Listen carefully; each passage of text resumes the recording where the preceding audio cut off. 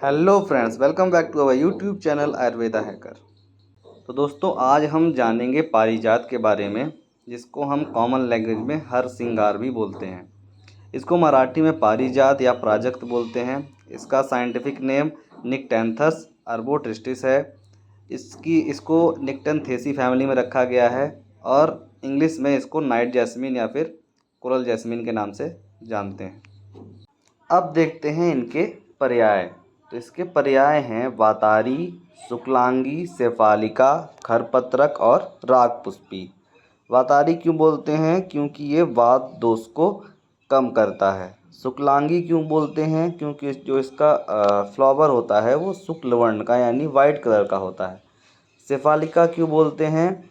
क्योंकि ये जो इसका प्लांट होता है इसमें हनी बीज बहुत ज़्यादा पाई जाती हैं, ठीक है, इसलिए इसको बोलते हैं शेफालिका। राग पुष्पी क्यों बोलते हैं? क्योंकि जो इसका फ्लावर होता है, जो उसकी कोरोला ट्यूब होती है वो ऑरेंज कलर की होती है, इसलिए इसको बोलते हैं राग पुष्पी। खरपत्रक क्यों बोलते हैं? खरपत्रक क्यों बोलते हैं?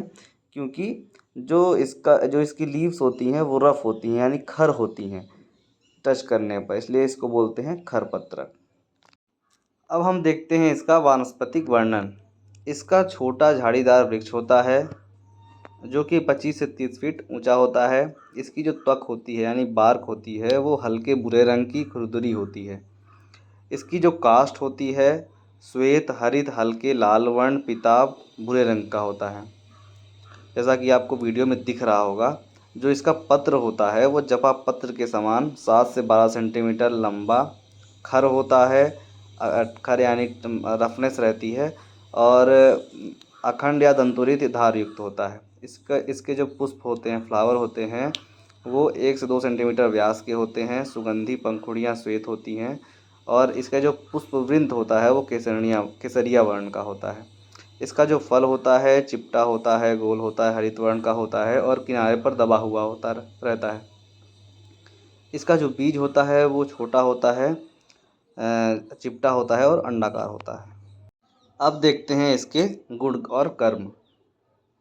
तो शेफाली कटु तिक्त उष्णा रुक्षा वात क्षयापहा स्याद अंग संधि व तग्नो गुदवात आदि दोषनुत।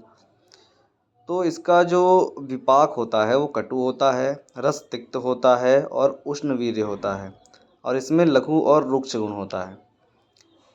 ये कफ वात शामक होता है यानी कफ और वात का शमन करता है और पित्त शोधन होता है।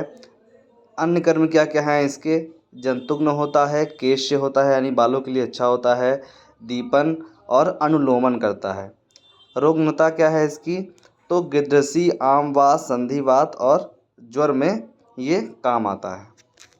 अब हम देखते हैं इसका उपयोग। तो जो इसकी सीड्स होती हैं उसका पेस्ट जो है एलोपेशिया के पेशेंट में यूज़ किया जाता है।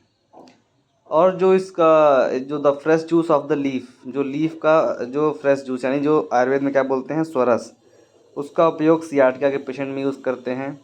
और फ्रेश जूस जो यानी जो सरस होता है इसका उपयोग कॉन्स्टिपेशन, इंटेस्टिनल वॉर्म, हिपेटोमेगेली और पाइल्स में भी किया जाता है। इसके अलावा अस्थमा और कफ में तो इसका जो चूर्ण है वो उपयोग किया जाता है। इसके अलावा स्किन डिजीज़, एक्जिमा हो गई, रिंग वॉर्म हो गई, इसमें इसकी लीफ या बार्क का कल्क यूज़ किया जाता है।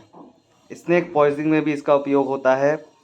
और जो शीत कल्पना होती है यानी जो कोल्ड इन्फ्यूज़न होता है लीफ का, वो यूज़ करते हैं डिफ़िकल्टी इन मिक्ट्यूरेशन में। इसके अलावा जो इसका फ्लावर होता है उससे परफ्यूम और सेंट्स वगैरह प्रिपेयर किए जाते हैं। इसका जो प्रयोज्य अंग है वो है पत्र और इसकी त्वक।